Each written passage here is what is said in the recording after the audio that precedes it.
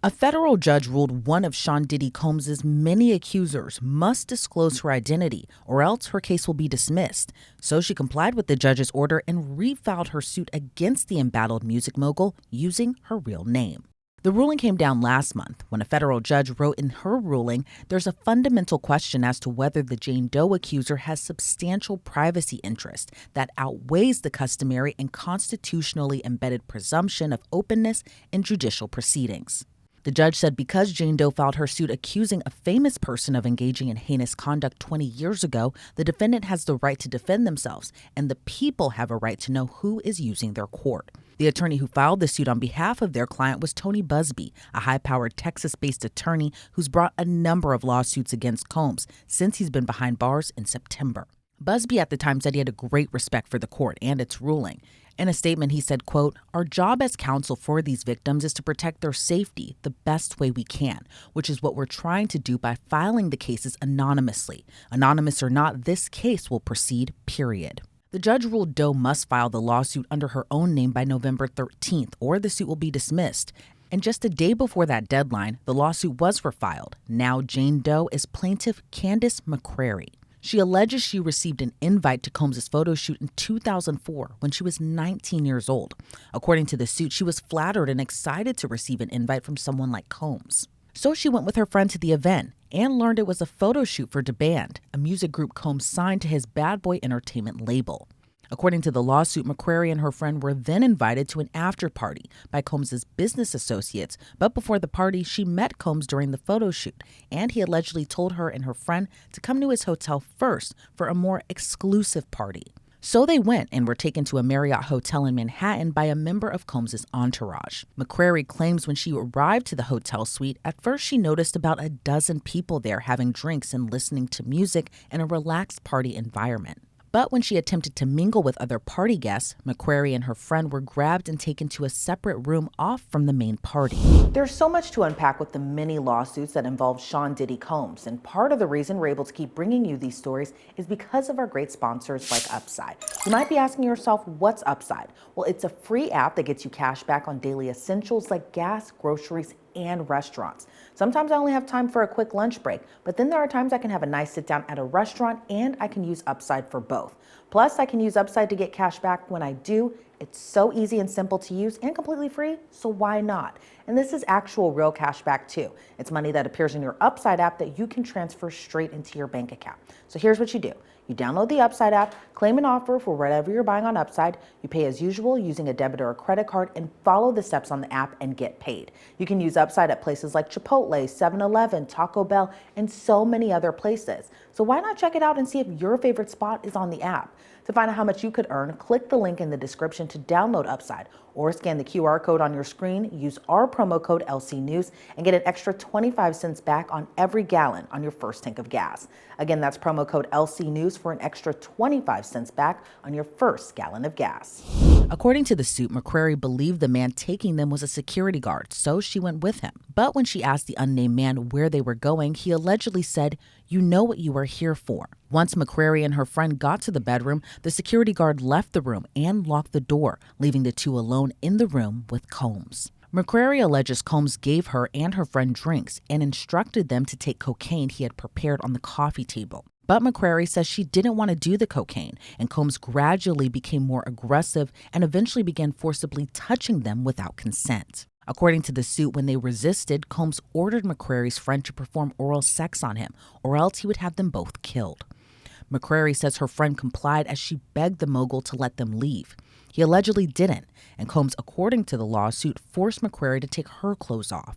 And once she was undressed, the mogul allegedly forced himself on her and began to sexually assault her. The suit claims Combs fondled, molested, and ultimately raped McCrary while she begged him to stop. McCrary says the door opened and the security guard from earlier rushed in to ask if everything was all right. When that happened, her friend rushed out of the door, but McCrary couldn't move because Combs was allegedly still on top of her. The suit says Combs got off of her to talk to the security guard and he left the room, but told her to stay put, otherwise she would be killed. The filing says after about half an hour of sitting in the dark room by herself, another security guard came and told her she could leave.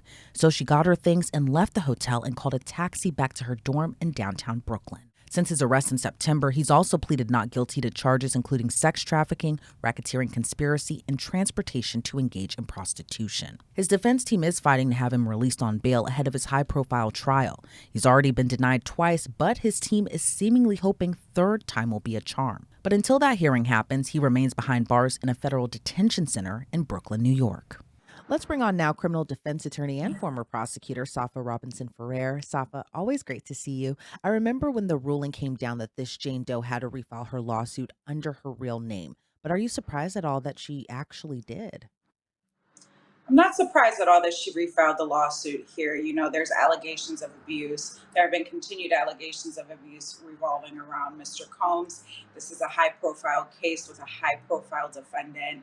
It appears, my guess would be that she's seeking monetary damages. And just like any other plaintiff in a lawsuit, here she is seeking what she feels that she is entitled to. And the only way for her to do it was to seek the court's permission to go under that Jane Doe status. But unfortunately, the court determined that no, she has to publicize her real name. And so she went and did that. So, not a surprise there.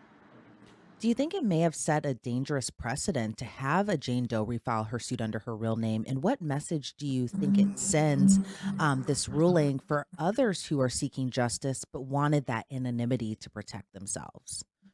Absolutely. It's really difficult here, and there's a balancing test that's performed by the court. First and foremost, anytime there's a lawsuit that's in federal court, according to the rules, the plaintiff is supposed to disclose their name, and the defendant's name is also disclosed in that lawsuit. Not only that, but there has to be special permission by an individual to seek that anonymity. And part of the reason that happens is because these cases can be sensitive in nature. They allege sexual abuse. They allege other things that have been harmful or detrimental to a plaintiff, whether it be STDs or things of that nature that are very sensitive to any person. And so, an individual who may have had this experience, of course, will want to protect their privacy rights, in going forward with this litigation, but they want to seek some sort of justice. So, I think it can scare off or set a dangerous precedent for plaintiffs as they decide to come forward. But there has to be a balancing between the plaintiff's privacy and the public interest in being aware of these lawsuits and what's going on. Yeah, and I think, everyone in America at this point, especially, knows who Sean Combs is, and whether they know him as Puffy, Diddy, or Love, whatever you may call him. But what are your thoughts on the judge saying during her ruling that plaintiff's interest to avoid public scrutiny or even embarrassment doesn't outweigh the interests of both Combs and the public? Do you think the public has a right to know who is using the courts?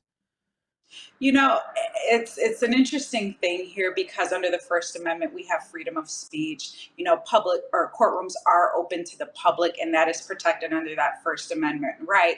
And so we as a public have a right to know what's being litigated in this country, and that's the reason for that is so that the public can know and be aware, and that is certainly a First Amendment right.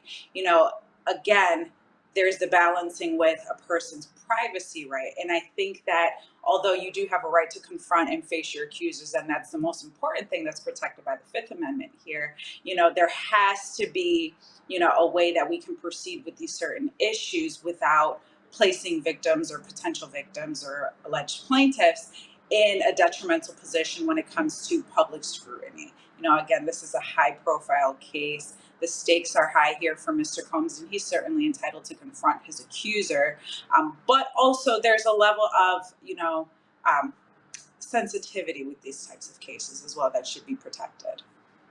Yeah, and I'm sure going, even though Combs is still behind bars right now, I'm sure still going against a powerful figure like him, even though he has had that fall from grace, essentially, can be very intimidating. In your opinion, what do you think it is like for the alleged victims in these cases to still be going against a powerful figure like Combs, even though we know now he's still behind bars? So what are your thoughts overall about people who do go against these powerful figures and these powerful celebrities? I think in this case with Mr. Combs, I think there's power in numbers for these plaintiffs and for these alleged victims. There's one thing to have just one sole victim who may have difficulty speaking out. They don't want to be scrutinized. They, want people to believe them, or they don't want to have to deal with whether someone believes them or not, or is critical of what happened to them. But once Miss Ventura initially filed her lawsuit, and then we started seeing other lawsuits coming across the country, I think that there's a strength in numbers here with respect to, plaintiffs in these cases, and not only plaintiffs but also victims, to say this happened to this person allegedly. Well, this also happened to me too, and now we can kind of form some or find some type of solidarity within one another as we proceed forward because this happened to me too. Yeah, and going back to the allegations themselves, the lawsuit does read very similar to a lot of the other civil lawsuits Combs still faces. Candace McCrary, she alleges she met Combs when she was 19. He had allegedly raped her in a hotel room and forced her friend to perform oral sex on him, or else would have both of them killed. What do you make of the allegations overall? And as the federal government alleges a pattern, do you think that the suits that have been filed since his arrest continue to give weight to the government's case? I think the civil suits in this case definitely echo what's going on in federal court. The federal government's case against Mr. Combs basically says or is alleging that Mr. Combs participated in a pattern of activity that included force, threats of physical force to get people to engage in sexual activity, holding individuals against their will, and things of that nature. And these civil suits echo that pattern. They're essentially alleging also that these women or these men and women were held under the threat of force or physical violence to perform sexual acts with respect to Mr. Combs and his parties and freak offs and those sorts of things. So they back up what the federal prosecutors are alleging against Mr. Combs here, and I think that bolsters what their allegations are. Yeah, and of course, Diddy, through his attorneys, have denied all the allegations against him. But do you think that Diddy's attorneys are surprised that McCrary did refile her lawsuit? I'm sure for them it was a win that the judge had ruled that the Jane Doe at the time that we know needed to refile her suit using her real name. But do you think it came as a shock to even his team that she actually did? I don't think it would have come as a shock to his team. I think that, a part of the reason why these suits are filed on behalf of plaintiffs is because they are seeking justice in their eyes, but they're also seeking some sort of monetary compensation.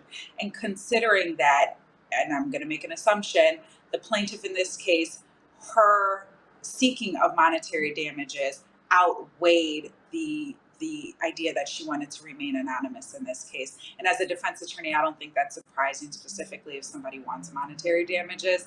And if the only way to do it is to disclose who they are or their identity, then it's not a surprise. And it wouldn't be a surprise to me either. Yeah, and with all these civil suits kind of sitting on the back burner right now because of Combs' sex trafficking case, do you see a point where they are ever litigated to the full extent, given that, there's so many at this point? It's going to be interesting to see how this goes. The federal prosecution is going to take a front seat to all of the actions that are pending against Mr. Combs, and so that's the highest priority right now for his defense team and for Mr. Combs and for the courts. He's got a right to a fair trial. He's got a right to a speedy trial. Not only that, but that's going to, like I said, take the first seat.